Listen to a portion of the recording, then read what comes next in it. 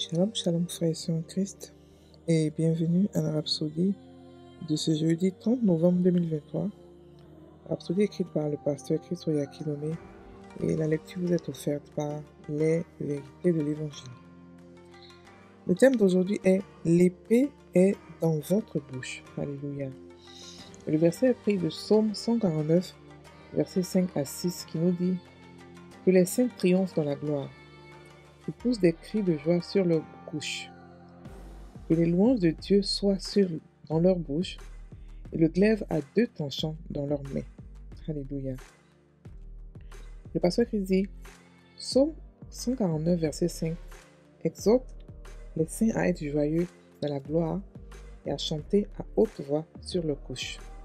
Le verset 6 qui suit dit, que les louanges de Dieu soient dans leur bouche et le glaive à deux tranchants dans leurs mains.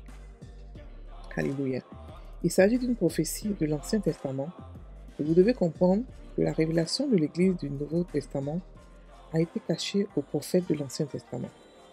Ainsi, lorsque le passage parle d'une épée à deux tranchants dans leurs mains, il reflète leur point de vue basé sur leur perception du royaume. Cependant, un changement fascinant a lieu dans le Nouveau Testament. L'épée à deux tranchants n'est pas dans la main, mais elle est plutôt dans notre bouche. Parlant de Jésus, l'apôtre Jean écrit « Et ses pieds étaient semblables à de l'airain ardent, comme s'il eût été embrassé dans une fournaise, et sa voix était comme le bruit de grandes eaux. Il avait dans sa main droite 7 étoiles. De sa bouche sortait une épée aiguë à deux tranchants, et son visage était comme le soleil lorsqu'il brille dans sa force. » On peut le lire dans Apocalypse 1, versets 15 à 16. Remarquez qu'il dit que cette épée à deux tranchants provenait de sa bouche et non de sa main. Nous ne commentons pas avec une épée à la main. L'épée est dans notre bouche. Encore une fois, dans Apocalypse 19, verset 15, la Bible nous dit « De sa bouche sortait une épée aiguë pour frapper les nations. » C'est remarquable. Au verset 21, il est dit « Et les autres furent tués par l'épée qui sortait de la bouche de celui qui était assis sur le cheval. Et tous les oiseaux se rassasièrent de leur chair. » Apocalypse 19, verset 21. Cette épée est la parole prophétique de Dieu dans votre bouche. C'est votre arme de guerre aujourd'hui dans le royaume. Jérémie 51, verset 20 nous dit « Tu as été pour moi un marteau, j'ai brisé par toi des nations, par toi j'ai détruit des royaumes. » Avec la parole sur nos lèvres, nous brisons l'ennemi en morceaux. Nous paralysons partout toutes les œuvres du diable. Béni soit Dieu. Alléluia. Fin de la rhapsodie. Alors, aujourd'hui, le pasteur nous parle de quelque chose de vraiment important. Il nous parle de l'épée qui est dans notre bouche. Et il prend d'abord le psaume 149, versets 5 à 6, qui nous dit, je vais relire, « Que les saints triomphent dans la gloire, poussent des cris de joie sur leur couche. Que les louanges de Dieu soient dans leur bouche, et le glaive à deux tranchants dans leurs mains. » Alléluia. Ici, celui qui a écrit, le pasteur nous explique que celui qui a écrit cela, il a vu, vous savez, les prophètes de l'Ancien Testament ont vu plus ou moins la nouvelle création. Ils ont entrevu, mais ils ne pouvaient pas réellement comprendre, donc ça ne leur a pas été donné de voir, de réellement voir. Donc lorsque un prophète voit, il interprète selon ses réalités, selon sa mentalité, selon sa perception. C'est-à-dire que si un prophète n'a jamais vu, par exemple, un oiseau vert, et que Dieu lui montre un oiseau vert, il va dire que l'oiseau est rouge parce que lui, il a déjà vu un oiseau rouge et non un oiseau vert. Selon ce qu'il connaît. Vous comprenez? Et quand David a vu la bouche, il a vu comme s'il y avait une glaive dans la bouche, dans la main des chrétiens. Mais en fait, parce qu'il n'avait jamais vu de glaive, d'épée dans une bouche. Donc, il ne pouvait pas réellement comprendre. Même si c'était trop fort pour lui. Donc, il n'a pas pu expliquer ce qu'il a compris. Donc, il a préféré mettre l'épée dans notre main. C'était sa compréhension à lui.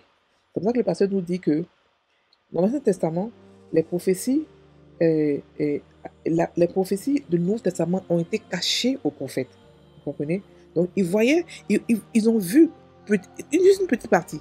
Ils n'ont pas pu voir tout parce que s'ils voyaient tout, ils n'allaient pas croire de toutes les manières. Mais il fallait qu'on puisse annoncer le Nouveau Testament, annoncer la nouvelle création. Donc, ils ont plus ou moins annoncé quelque peu, mais ils ne pouvaient pas tout voir parce que ce que nous sommes est tellement fort et tellement grand parce qu'ils n'allaient pas croire que Dieu allait créer des gens exactement comme lui. Ils n'allaient pas croire. C'était incroyable. C'était incroyable de comprendre que Dieu allait créer une race divine qui n'avait jamais fait ça avant. Donc, beaucoup de choses leur ont été cachées. Alors, maintenant, le pasteur nous parle maintenant de maintenant la nouvelle création. De Jean, dans l'Apocalypse, qui a réellement expliqué ce qui se passe avec l'épée. Il nous dit, Apocalypse 1, verset 15 à 16, et ses pieds étaient, parlant de Jésus, il dit, ses pieds étaient semblables à de l'airain ardent, comme s'il eût été embrassé par une fournaise, et sa voix était comme le bruit des grandes œuvres. Il avait dans sa main droite 7 étoiles, et de sa bouche sortait une épée aiguë à 2 tranchants. Ok? Vous voyez ici il nous dit maintenant que, en fait, l'épée, elle n'est pas dans la main, mais elle est plutôt dans la bouche. Et encore un autre verset encore donne ici, Apocalypse 19, verset 15 nous dit, de sa bouche sortait une épée aiguë pour frapper les nations. Ok? Donc, et après encore on dit dans le 21, 19 à verset 21, et les autres furent tués par l'épée qui sortait de la bouche de celui qui était assis sur le cheval. Donc ici on peut comprendre que l'épée qui sort de la bouche a quelque chose de vraiment important. C'est quelque chose que Dieu insiste. Mais qu'est-ce que c'est, l'épée qui sort de la bouche? Lorsqu'on étudie les armes que le chrétien a, on nous parle de l'épée de l'esprit. L'épée de l'esprit qui est la parole de Dieu. Ok? La parole de Dieu est une épée, mais pas une épée qu'on met dans la main pour nous battre, non. Une épée qui sort de notre bouche. Comment est-ce qu'elle sort de notre bouche? Comment est-ce que la parole devient épée dans notre bouche? Alléluia. Le pasteur nous dit que cette épée est la parole prophétique de Dieu. C'est-à-dire que c'est la révélation de Dieu que vous recevez et que vous parlez. Vous l'établissez. Vous parlez. Et lorsqu'elle parle, qu'est-ce que vous parlez? Elle devient quoi? La prophétie. La Bible nous dit que vos fils et vos filles prophétiseront. Nous sommes tous devenus des prophètes. Comment? Quand nous créons, nous prophétisons. Quand nous parlons de la part de Dieu aussi, nous prophétisons. Mais nous, on est encore plus créateurs que prophètes purs. On a les deux. On peut être créé et prophétiser de la part de Dieu. Qu'est-ce que j'appelle la création? C'est quelque chose que tu veux et que tu remplis de Dieu et que tu parles. Vous comprenez? Pendant que tu pries ou pendant que tu pries, tu remplis de Dieu, tu parles. Tu es en train de créer quelque chose que tu n'as pas forcément reçu de Dieu, mais que ton cœur veut. Dans la nouvelle création, on a le libre arbitre. On a beaucoup de liberté en Christ. On peut créer, on peut imaginer, on peut visualiser, on peut créer. Et on peut faire ça validé par Dieu. Donc ici, on parle de la prophétie, parole prophétique de Dieu qui sort de notre bouche. Ça veut dire que on a notre épée qui est tout le temps prête.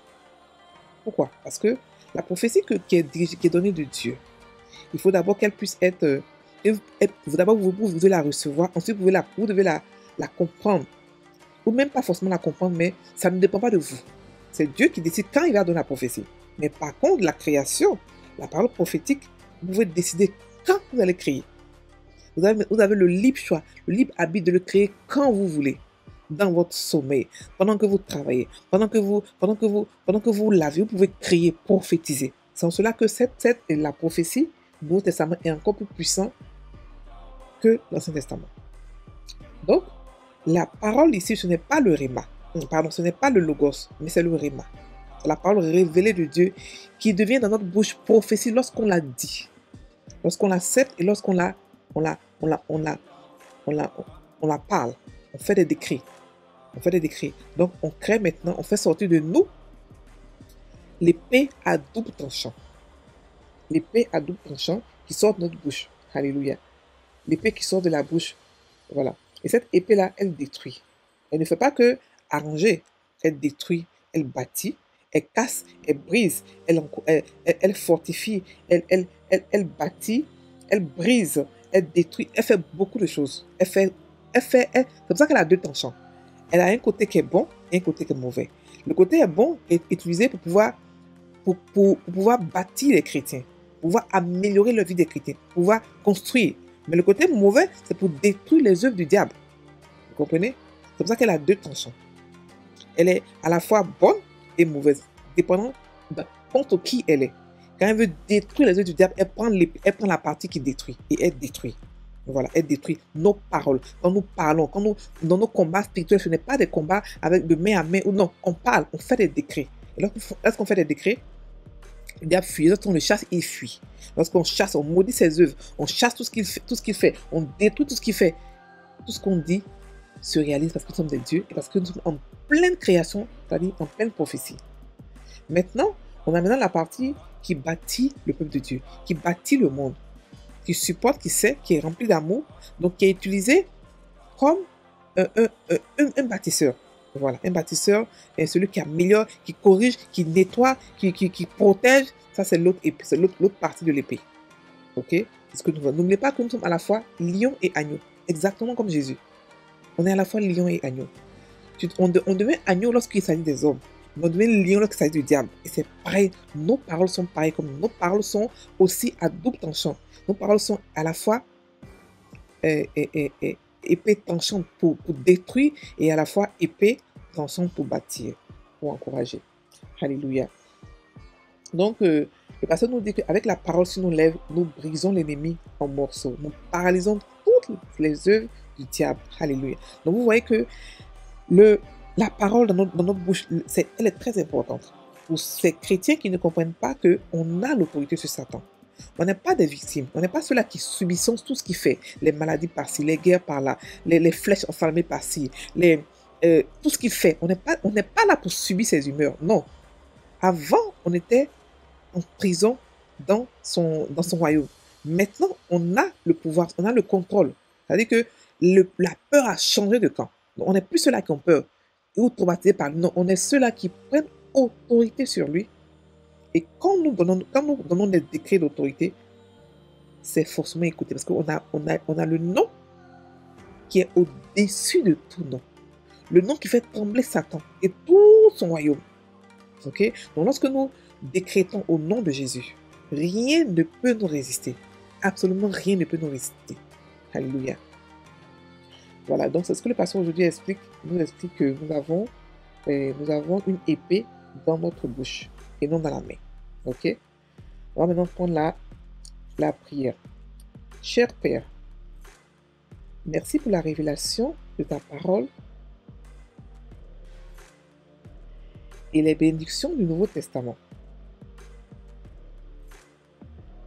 Avec l'épée dans ma bouche, je prononce la justice dans les nations. Les œuvres de l'adversaire sont paralysées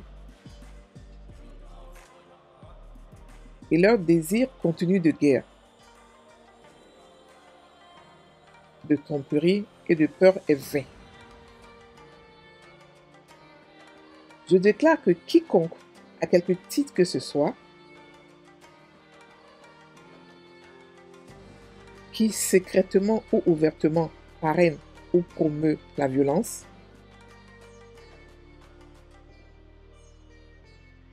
et l'hostilité contre l'Église est sans succès. Gloire à Dieu. Alléluia. Soyez en Christ. Passez une très bonne journée. Soyez bénis.